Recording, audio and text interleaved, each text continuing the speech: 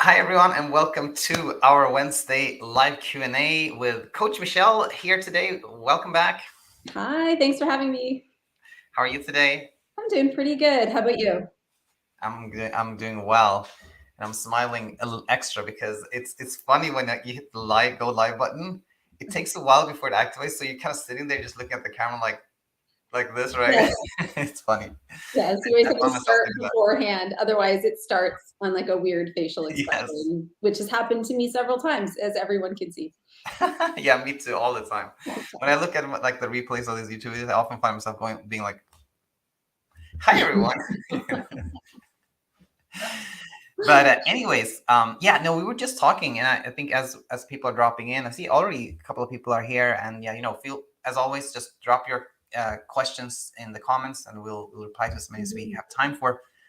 Um, we were talking about this small group discussion that I did yesterday, mhm, and it was great. Like I had there were 6 slots, and they filled pretty quickly. Actually, I think there were 6 or 7 or 8 people who emailed me saying like, "I'm sorry I missed this one," or "I would like to do mhm. another time." So clearly, I saw that this is something the community would like, and the call went really well. I thought it brought a lot of value to the guests, and so yeah, I'm really thinking this is something that we have to think about how we can make this part of like our offerings, our school, etc.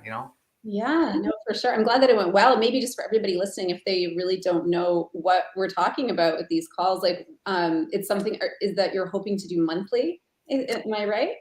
I don't know how often, but I can see that it's really something people liked.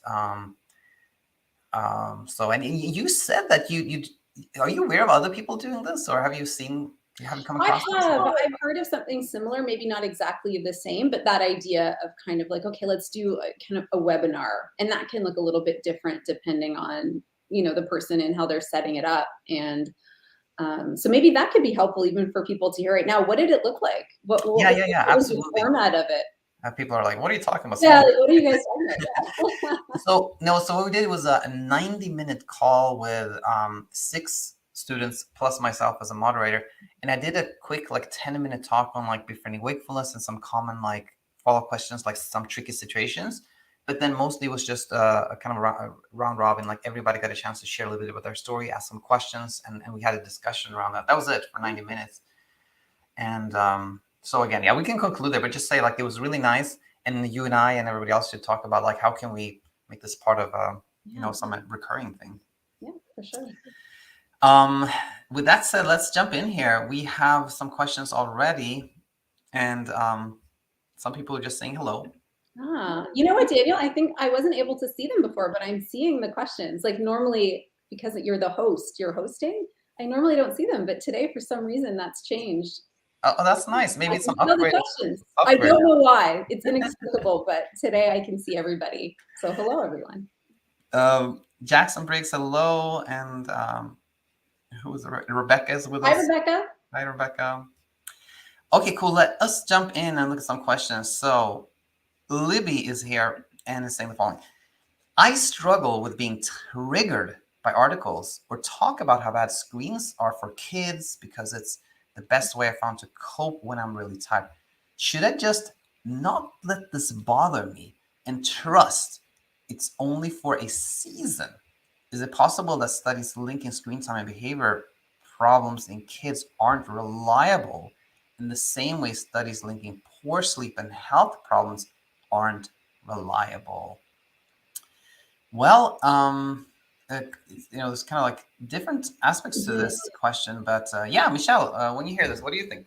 Sure. Yeah, I agree. There's kind of two parts to this question. I'm reading certain things online and I find it's triggering me. What do I do with that? And then ask the question around, are the studies around screen time in children valid? So I'm going to first off say that I don't know enough about the studies around screen time in children to comment on that piece, but maybe I can comment on the first part, which is I'm reading all this stuff and I'm finding I'm kind of being triggered by reading this stuff because this can apply for anybody.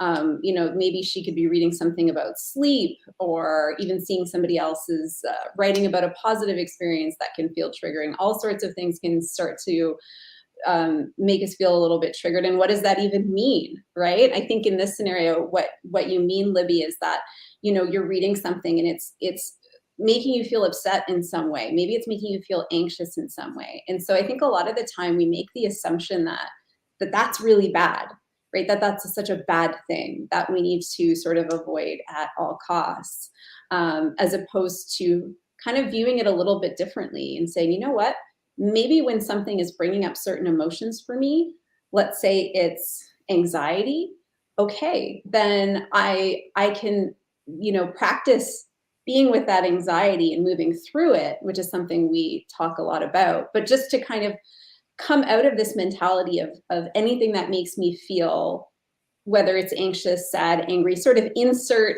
emotion here, sort of thing, that it's a really, really bad thing. And instead kind of reframing and realizing that these sorts of emotions or responses can feel uncomfortable, but the more we label them as bad and something to be really avoided, I think the harder things become overall. So I think it could be something to think about in that context. I hope that made sense. Yeah, it makes total sense. And just a small comment on this was like, you know, it's interesting because this word has come up very much recently. The word Yes. triggered for some reason. Yeah. And I think oftentimes we automatically think when we say like triggered is bad. We shouldn't be triggered. Trigger is something that shouldn't happen. But in reality, I think, as you said, like when we say I'm triggered, it just actually means this made me feel that is what it Mhm. means. And we see that, as you said, emotions aren't bad. They're just kind of communication that helps. And now Libby said here, let me share this so everyone can see it. Should I just not let this bother me? Which is kind of like, to me, when I hear that, is like, if it's available to us, if we find that it doesn't bother us so much, that is nice. But it's again not we don't have real full control, or it's not like I can decide, okay, I've decided this is not going to bother me. I think it's more an invitation that when it bothers me, then I let it bother me, and I'm not upset or judging myself for it. And then going to the second part of this, I would say a child's behavior to me is like, you know, I would say, let me put it this way. When somebody says your child's behavior is because they're watching too much on a screen, I think that reveals a little bit of what I think of as lack of humility, you know, in Mm. terms of the complexity of a human, whether it's a big human or a smaller human, you know, like a child's behavior comes from what they're thinking, how they're feeling, like lots of things. And to kind of simplify this as like the screen does this, I think it lacks, again, it's a lack of humility in a way. Like we you know, it's not as simple as that. It's so many things play a role. So I think they make kids who watch a screen a ton and they have quote unquote good behavior, and kids who don't watch the screen at all and have quote unquote bad behavior. It's, to me, there's no link there. I don't think there's any evidence to say that this causes that. Those are my opinion on that one. What do you say, Michelle? Should we look at another question? Or Yeah, let's keep moving. yeah, let's go. Okay. Oh, hey, let's try this. Can you pull up a question? There, I can't pull them up, so maybe you can keep pulling them up, but I Okay. can see them You on can't the do side. anything. You can't click on them or anything. Yeah, I don't think I have control. All right. Okay. I wish we could have done this differently today, but anyway, let's look. I want to, I'm going to do things a little bit differently today. Because we have like people who are recurrently here, and that's very, very nice. But I want to give other people a chance as well to get their questions asked. So let's check in this one. I think we've never seen questions from Daniel. So let's check in with Daniel. Daniel says, "Hi, Daniel and Michelle.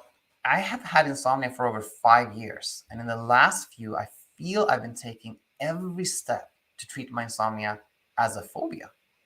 I don't take meds. I don't have night rituals. The cloudiness, the racing heartbeat, the general feelings of fear. Is there anything that you recommend to get over that, which feels like a final hurdle?" Okay, so I missed one. "I don't check the clock. I have a friend of wakefulness and anxiety signal, etc. And even after months of doing this, when my head is the pillow, all the familiar sensations come rushing back. The cloudiness, the heart, okay, the feeling of fear. Is there anything they can rent to get over it? What feels like a final hurdle?" Okay, this is a nice question. What do you think when you hear this, Michelle? Yeah, absolutely. Well, first of all, it's very common, Daniel, what you're describing, and I imagine it feels fairly frustrating as well. So I think, there's kind of two parts around this. I think when we go to bed and it all starts coming back, there's that part of our brain that's learned so much fear, especially you mentioned, I think over 5 years, and I relate to that. My insomnia was about 5 years as well, and so there's a lot of kind of faulty. I'm going to use the word faulty learning the brain has done over that time, and so there is going to be a certain degree of fear and anxiety that's going to be automatically triggered, by you maybe going to bed, by the evening coming. So that experience of nighttime as a whole, and that's really completely outside of any sort of control or influence. And then there's the part of it that, how are we showing up to that experience? How are we responding to those sensations or those thoughts, right? And so the way that we respond can either kind of move us in the direction that we're looking for, or it can actually create a lot more struggle in the moment. And so it sounds like you've done a lot of learning and kind of work with all of this, and that it could be helpful to kind of, instead of really staying very focused on what are the sensations that are coming up at night, right? Because I think so often it's very tempting to really put all of our focus on what are the symptoms that I'm having. And when we do that, it can feel like, well, I'm not progressing, I'm not having any success at all. When really that's such a tough way to measure success, because those things really do they can take time, right? And it can be up and down and all of this sort of path. And so instead, if you can shift your focus to not what are the sensations or how intense are those sensations, but rather how are you mentally and emotionally responding to those sensations as they arise night after night. And I would also say, even in addition to that, Daniel, what's the story you're telling yourself around those sensations as well, right? Is there dread leading up to them? In the moment, what are you saying to yourself? What's the narrative? And afterwards, maybe it's the next morning, what are you saying to yourself about that experience? Because those things come into this experience too. And so sometimes we can sort of trip ourselves up a little bit, by what we're telling ourselves about all this, right? This is awful. This is never going to go away. I really hate this, all of this. And so I just wanted to put that out there as something to think about. I think I had a couple of other thoughts, but I also have just kind of gone on for a bit there. So I want to pass it over to you. No, that's really nice. And I know something that I've learned from you is this expression of like looking at success. It can be looking at how do I show up? How did I show up? How do I treat myself? How do I be that? Which is very, very nice. And I want to, I want to use kind of a really simplified model, like example to share what I thought when I read this, which is Daniel said that, he's been looking at this as a phobia. Oh, by the way, I already said thank you so much. Super helpful. Oh, happy. You That's know? great. So now I'm risking of confusing now, but I hope I won't. I hope this will just add to this. And somebody just says, no question. Thanks so much. You helped me through the darkest time of my life 4 years ago. Wow. I sleep like a baby every night since. It's amazing. It's amazing. That's so great, Shannon. Wow. Thank you so much for sharing this. Incredible. Yeah. So yeah, back to this. So Daniel said, like, I've been looking at this as a phobia and sort of approaching it with like exposure, like taking away kind of safety behavior, right? Yeah. And I think that the understanding there, I think, is like spot on. I really think it can help to look at all these inner struggles as a phobia. But the tricky thing is this one. Let's say somebody has something that's quite straightforward. Somebody is afraid of balloons, become afraid of balloons, right? That's a big one. That's the big one. First, it can't really be a big one. I'm sure it can be, right? My palms are sweating right now thinking about the balloons. Go There on. you go. Now, if that person then says, "Aha, I have a phobia. I gotta get out of this place. I gotta get rid of this phobia by exposing myself to balloons." And you say this person like has a room full of balloons and they go in there, but the intent is to get rid of the fear, to get rid of everything that comes with the phobia. It's not going to be helpful because they're exposing themselves to kind of this object, but the intent is to get rid of what the object produces in them, if you will, Yes. And I think it's the same thing here, that we can do all the motions of kind of exposure, but when the intent is to get rid of what we're feeling, it's tricky. So it's, in a way, we want to be willing to expose ourselves to not only being awake at night, which is kind of an item that can become like we can have a phobia towards, but what the emotions that come with it, the fear, the sensations, like when we're willing to expose ourselves to that, that's truly when like we see there's no real danger and things settle down. So does it make sense, Michelle? Yeah, absolutely. And I think it links in really well with, the challenge around defining sensations or symptoms as a bad thing, right? Because oftentimes when we're going towards our fears and we're practicing this stuff, we might feel more anxiety, we might feel more fear, more sensations, all of that. Or they Yeah. might disappear for a bit and pop up at a later time and suddenly be really intense. Like it's a little bit unpredictable. And that's why using that as a measure of success is really, really tricky and not so helpful and kind of reshifting. Yeah, like what you're saying, going in with resistance, right, to it. Yeah, 100%. Yeah. Thanks for adding that. Here's a question specifically to you, Michelle. I'm curious to know from someone who has recovered from insomnia, how do you sleep now, as well as you did before insomnia?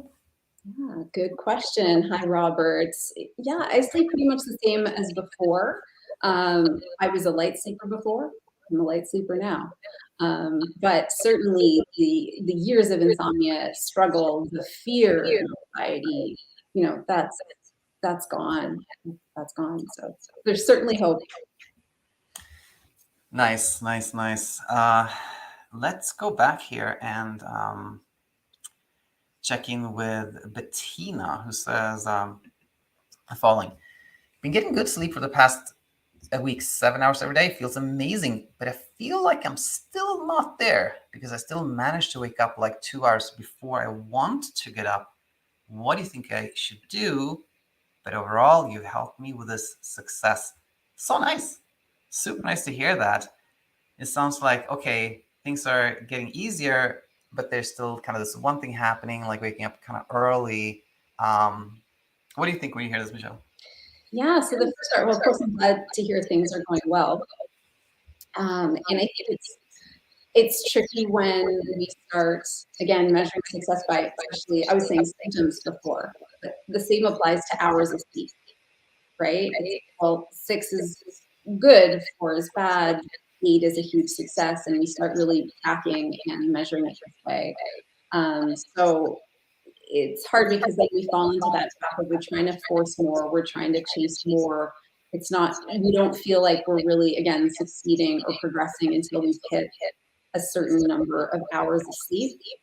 And that can actually hold us back and put us back into that controlling, that forcing, that got us here in the first place. So I would say it's great that you're doing well. Of course, that's great. Keep doing what you're doing, and you can start to shift your focus away from the number of hours that you're sleeping every night. If you're tracking, see if you can stop tracking a little bit. And so I would just say keep shifting focus away from how many hours, more towards things that are going to feel meaningful for you in the daytime, and just basically anything other than hours of sleep per night, because there's so many other measures of success here, if that makes sense, and that one gets. Yeah, so very, very nicely said. And yeah, it's it's the tricky thing is that can often see like when things get a little easier and something happens, then we're like, okay, things have gotten easier, but how about this kind of last hurdle here? When in reality, like the same thing that got us to here is also what will lead to like a completely peaceful place, which is not looking at it as a hurdle, not looking at it as something Exactly. to overcome, etc. Right? So Yeah, no, exactly, and I think I could be wrong, was she saying that also that she's sleeping about 7 hours a night? I don't know if I'm getting that number right, and just hoping to get 2 more. So even there, it's like, well, maybe your body doesn't need more than that. So that you're right. I mean, who knows? It's very personal, of course, but to try to keep pushing and pushing out, where is that coming from? And yeah. absolutely. All right, let's do one more here. Maybe oh, this one is just this exactly. I just have to point this out. This is very, very similar. Sleep is getting better. However, I'm unable to sleep past X numbers. Yeah. Is there anything I can do here? We just covered that one, so that's kind of like very nice. Okay, let's look at this. Let's look at this question from Peace. Hello, coaches. Thank you for everything. I had been sleeping well for the last 2 weeks. My sleep confidence has increased a lot, but hyperarousal is bothering me, especially palpitations, which I can feel sometimes all around the day. These palpitations have become the new threat now. I cannot let them be. I cannot be okay with them, especially that they're frightening me when I think about it. That I think is not good for my health. I know that my body's turned into fight flight over the fight flight itself, and the solution is just let them be without fighting them. But it's hard for me. What do you think about the situation? Is it normal to experience at the end of a recovery journey? I can just kind of start because then it gives you some time to think. It can be nice to get a little breather. I'm super glad to hear that, just someone saying, wording this kind of like the end of an insomnia journey, like just thinking things like, yeah, that's wonderful. And that's really nice. And I know, Peace, you've been checking in with us often. I'm sure you've done a lot of this like wonderful hard work, learning, looking inside, etc. Now, another like wonderful thing here is the insight that like, aha, I understand that my brain is in this kind of fight or flight mode, and it's looking for things to be worried about, and it can identify a symptom of fight or flight as something to Yeah. to fight, and it can be kind of tricky. But that awareness is so helpful, and I think there were kind of two things I wanted to add specifically when it comes to this, like, okay, palpitations. Nothing is medical advice, of course. Anyone concerned about your health, talk to your doctor. But generally, about palpitations, it's interesting because one thing we often hear is good for us. It's getting our heart rate up. Like, go out, exercise, make sure your heart rate goes up high. But oftentimes we're concerned about it when we're in a state of worry. But in reality, like a heart beating hard and fast, I don't see that there's any difference between it beating fast and hard for one reason or another in terms of our health. And when we can see it this way, that this is what people say is good for me, is my heart beating hard and fast, that can make it a little bit easier to not think of it as something strange or abnormal. And then I also like to share this analogy of context, whereby if we're watching a really exciting hockey game or something like that, and somebody says like, "What's your heart doing right now?" And many of us would be like, "Oh, it's beating really fast. I'm breathing fast. I'm sweating like that." But we don't think it's strange because it's in context. We're like, "Of course, I should be having a heart rate that's fast because I'm watching this exciting game." But when there's nothing obvious around us and we're just experiencing that, it can seem strange. But in reality, there is context for that too. We're just a bit scared. We're just scared, and we think like it's nothing strange. This is, of course, this would happen. That can help too. Those are my thoughts. What do you think, Michelle? Yeah, very similarly. So yeah, I think it's normal to have this experience, even at the end of a recovery process, of course. And so often what I see, what I saw within myself, what I see with others is we can have so many different kinds of kind of weird physical symptoms pop up from our anxiety and our fear experience around all of this. And a lot of times, if we are able to become okay with a particular sensation or symptom, a lot of the times it will ease, or maybe it will go away entirely. And then sometimes the brain will go, well, what about this one? And it's like another one will pop up. And sometimes it can feel a bit like a whack-a-mole. Like you're like, okay, that one's gone, but not this one. And it's like, we want to just put the hammer down and stop whacking them, if that makes sense a little bit. And it's really, to me, the brain's way of saying like, listen, I'm still on high alert a little bit here. So I'm still going to create some stuff. And I'm really looking for a bit of reassurance from you as to whether this is safe or not. And so you could maybe look at it in that perspective.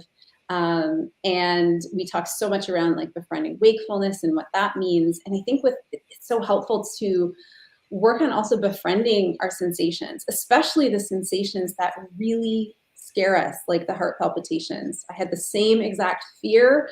I had a rapid beating heart kind of all the time, and I was terrified of it. I also have spoken about how terrified I became of my own twitches and jerks and all these things.